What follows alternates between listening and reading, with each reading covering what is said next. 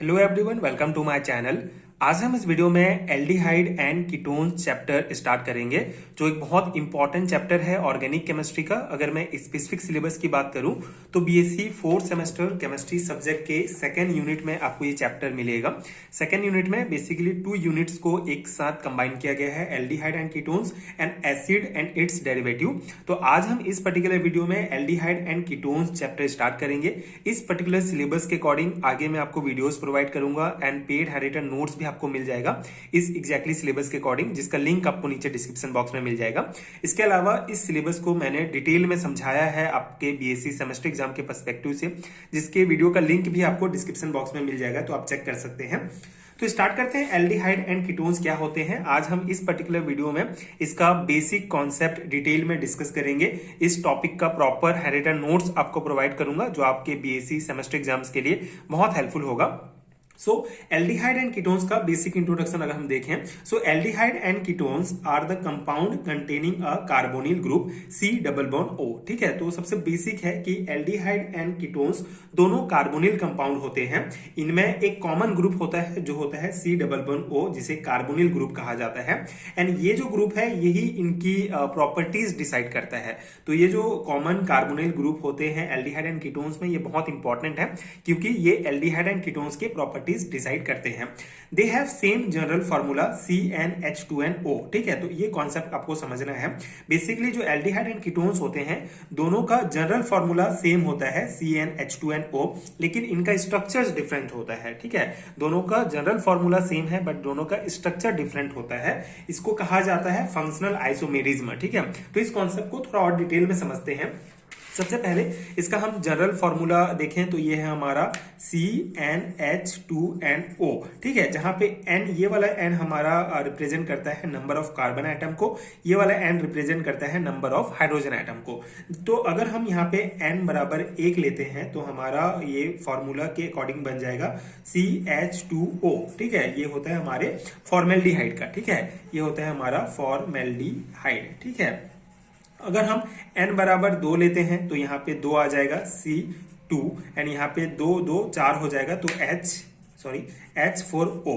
ठीक है, तो ये हमारा बन जाएगा एसिटल्डिहाइड। ठीक है, तो इस प्रकार से अगर नंबर ऑफ कार्बन आइटम मतलब n की संख्या बढ़ाते जाएंगे तो हमारा डिफरेंट फॉर्मूला बनते जाएगा। जैसे ये फॉर्मेल्डिहाइड का, ये एसिटल्डिहाइड का अगर हम n बराबर 3 लेते हैं अगेन तो हमारा हो जाएगा C3H6O। ठीक है, ये होता है प्रोपेनॉल। ठीक है, तो इस प्रकार से इसके अगर हमको इसका जनरल फॉर्मूला पता है तो हम कंपाउंड्स का स्ट्रक्चर फॉर्मूला जो है निकाल सकते हैं। इसके बाद जो एल्डिहाइड एंड कीटोन्स का आप देख सकते हैं, ये एल्डिहाइड एंड कीटोन्स दोनों के लिए सेम फॉर्मूला है, लेकिन दोनों का स्ट्रक्चर डिफरेंट होता है। इसी को कहा जाता है फंक्शनल आइसोमेरिज्म। मतलब कि ये जो एल्डिहाइड एंड कीटोन्स होते हैं ये फंक्शनल आइसोमेरिज्म शो करते हैं। मतलब कि एग्जाम्पल से जैसे अगर हम समझें कि ये यही एग्जाम्पल लेते हैं C3H6O। ठीक है, ये फॉर्मूला सेम है, मतलब यही फॉर्मूला है एल्डिहाइड एंड कीटोन्स का, लेकिन इसके 2 पॉसिबिलिटीज होते हैं। ठीक है, इसके स्ट्रक्चर के 2 पॉसिबिलिटीज होते हैं। जैसे ये हमारा CH3 CH2 CHO। ठीक है, ये एक स्ट्रक्चर हमारा बनेगा इस फॉर्मूला से, और ये होता है हमारा प्रोपेनॉल। ठीक है, प्रोपेनॉल का स्ट्रक्चर है, प्रोपेनॉल जो होता है एल्डिहाइड। ठीक है, तो ये पहला स्ट्रक्चर हो गया हमारा। सेकेंड स्ट्रक्चर हमारा बनेगा इस फॉर्मूला से, जो होगा CH3COCH3। ठीक है, ये क्या है हमारा ये प्रोपेनॉन है। ठीक है, जो कीटोन होगा प्रोपेनॉन कीटोन है ये। ठीक है, तो इस प्रकार से इस एग्जांपल से आप समझ सकते हैं कि इसका जो फॉर्मूला होगा, जनरल फॉर्मूला, वो सेम होगा, लेकिन दोनों का स्ट्रक्चर डिफरेंट डिफरेंट होगा। जैसे 2 एल्काइल ग्रुप इसमें है, मतलब ये कीटोन है, एक एल्काइल ग्रुप है इसमें, मतलब कि ये ये हमारा एल्डिहाइड है। ठीक है, तो इस प्रकार से अगर ऐसा कोई कंपाउंड जिसका जनरल फॉर्मूला सेम होता है लेकिन स्ट्रक्चर डिफरेंट डिफरेंट होते हैं, जैसे एल्डिहाइड एंड कीटोन्स, ये फंक्शनल आइसोमेरिज्म शो करते हैं। तो ये फंक्शनल आइसोमेरिज्म का कॉन्सेप्ट आई होप आपको समझ में आ गया होगा।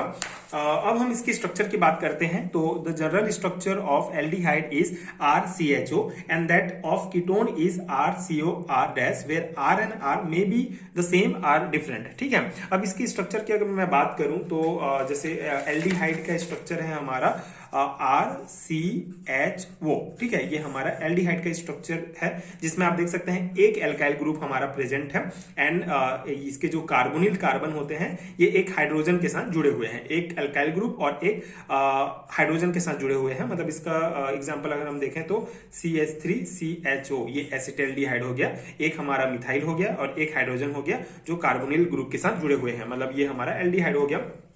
अगर हम कीटोन का जनरल फॉर्मूला देखें तो RCOR डैश होता है। यहाँ पे दो एल्काइल ग्रुप यहाँ पे प्रेजेंट है और हाइड्रोजन जो है इसमें प्रेजेंट नहीं है।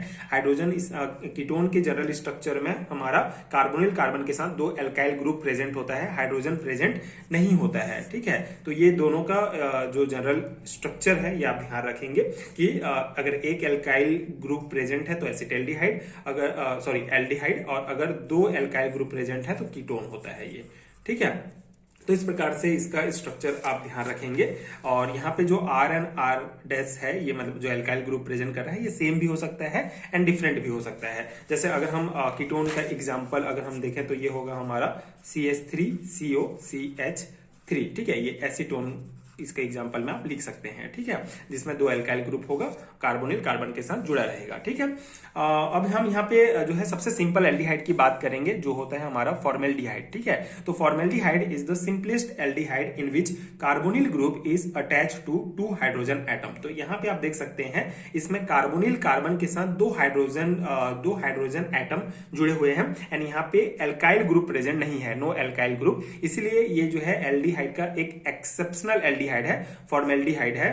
ये जो स्ट्रक्चर आप देख रहे हैं ये फॉर्मेल्डिहाइड का स्ट्रक्चर है जो एक एक्सेप्शनल एल्डिहाइड है, मतलब कि इसका खुद का जो है कैरेक्टरिस्टिक प्रॉपर्टी होता है। अगर हम एल्डिहाइड का नॉर्मल देखें तो उसमें एक एल्काइल ग्रुप प्रेजेंट होगा और एक हाइड्रोजन कनेक्ट होगा कार्बोनिल कार्बन के साथ, लेकिन यहाँ पे फॉर्मेल्डिहाइड में कोई एल्काइल ग्रुप नहीं है, दो हाइड्रोजन एटम जुड़े हुए हैं कार्बोनिल कार्बन के साथ, मतलब कि ये फॉर्मेल्डिहाइड है, ये एक्सेप्शनल है क्योंकि इसका खुद का कैरेक्टरिस्टिक प्रॉपर्टी होता है। तो ये एक बहुत इंपॉर्टेंट केस है, आप ध्यान रखेंगे। एल्डिहाइड का सबसे सिंपलेस्ट एल्डिहाइड होता है हमारा formaldehyde. So formaldehyde is an exceptional aldehyde in which carbonyl group carries two hydrogen atoms and no alkyl substituents. Formaldehyde show characteristic properties of its own, ठीक है, खुद का इसका characteristic property होता है, ठीक है। अब ये बेसिक कॉन्सेप्ट हमारा एल्डिहाइड एंड कीटोन्स का हो गया। अब इसका जो प्रॉपर्टीज है उसका हम कंपैरिजन देख लेते हैं, क्या क्या इसके प्रॉपर्टीज हैं जो इंपॉर्टेंट पॉइंट है। जैसे both aldehyde and ketones have similar properties due to the presence of carbonyl group, but aldehyde are more reactive than ketones towards nucleophilic addition reaction and are also easily oxidized. The difference is due to presence of hydrogen atom on the carbonyl carbon in aldehyde, ठीक है। तो अगर हम इसके properties की comparison करें तो दोनों कार्बोनिल ग्रुप दोनों में कार्बोनिल ग्रुप होता है, दोनों एल्डिहाइड एंड कीटोन्स में, इसलिए प्रॉपर्टीज लगभग सिमिलर होती हैं, बस इसका रिएक्टिविटी में डिफरेंस होता है। जैसे एल्डिहाइड जो है वो ज्यादा रिएक्टिव होता है, more reactive than the ketones, ठीक है। इसका कारण क्या है कि जो हमारा एल्डिहाइड होता है उसमें हाइड्रोजन होगा, ठीक है। एल्डिहाइड में हाइड्रोजन होता है, एक एल्काइल ग्रुप और एक हाइड्रोजन होता है, मतलब इसका स्टेरिक हिंड्रेंस जो होता है वो कम होगा, ठीक है। जैसे देखिए अगर मैं एल्डिहाइड की बात करूं तो एल्डिहाइड का जो है हमारा जनरल स्ट्रक्चर RCHO है, एक हाइड्रोजन है और एक एल्काइल ग्रुप है, और कीटोन में दो एल्काइल ग्रुप प्रेजेंट है, तो इसका स्टेरिक हिंड्रेंस जो होगा वो थोड़ा सा कम होगा, लेस होगा, इसकी तुलना में इसका स्टेरिक हिंड्रेंस जो है वो ज्यादा होगा, ठीक है। स्टेरिक हिंड्रेंस क्या होता है, बेसिकली बड़े ग्रुप्स जैसे कि एल्काइल ग्रुप की प्रेजेंस की वजह से इसका रिएक्शन जो है वो स्लो होगा या डिफिकल्ट होगा। तो इसमें दो एल्काइल ग्रुप है, मतलब इसका रिएक्शन थोड़ा स्लो हो जाएगा, इसीलिए इसका रिएक्टिविटी कम होगा, और इसमें एक बड़ा ग्रुप एल्काइल ग्रुप प्रेजेंट है, इसलिए इसका स्टेरिक हिंड्रेंस जो है वो कम होगा, मतलब इसका जो रिएक्शन होगा वो ज्यादा डिफिकल्ट नहीं होगा, इसी कारण ये कम स्टेरिक हिंड्रेंस शो करेगा और इसका रिएक्टिविटी ज्यादा होगा, ठीक है। तो आई होप आपको रीजन समझ में आ गया होगा कि एल्डिहाइड जो होगा वो ज्यादा रिएक्टिव होता है कीटोन्स की तुलना में, क्योंकि स्टेरिक हिंड्रेंस का कॉन्सेप्ट यहाँ पे है ना। एल्डिहाइड का स्टेरिक हिंड्रेंस कम होता है और कीटोन्स का ज्यादा होता है। एंड इसके ऑक्सीडेशंस की अगर हम बात करें तो इसका ऑक्सीडेशंस भी जो है एल्डिहाइड जो है इजीली ऑक्सीडाइज हो जाता है।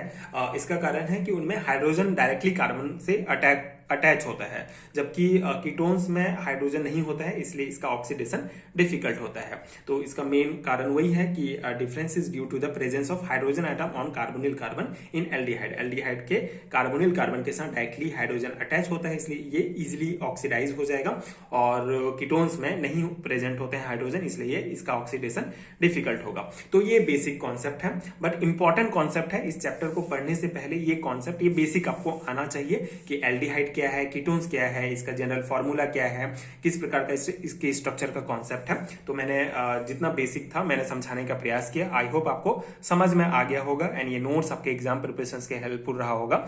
आगे हम इसी चैप्टर से रिलेटेड जितने भी इंपॉर्टेंट कॉन्सेप्ट हैं, इंपॉर्टेंट टॉपिक्स हैं, उसको मैं एक एक करके प्रोवाइड करूंगा, जो आपके अगेन एग्जाम प्रिपरेशन के लिए बहुत हेल्पफुल होगा। एंड अगर मैं इसके हैंडरिटन नोट्स की बात करूं, तो अगर आपको इस स्पेसिफिक सिलेबस के अकॉर्डिंग प्रॉपर हैंडरिटन नोट्स चाहिए, जिस पीडीएफ में आपको ये सभी टॉपिक्स डिटेल में मिलेंगे, कंप्लीट हैंडरिटन नोट्स है, स्पेशली बीएससी 4th सेमेस्टर के थ्योरी एग्जाम के पर्सपेक्टिव से बनाया गया है, तो आप ये नोट्स ले सकते हैं।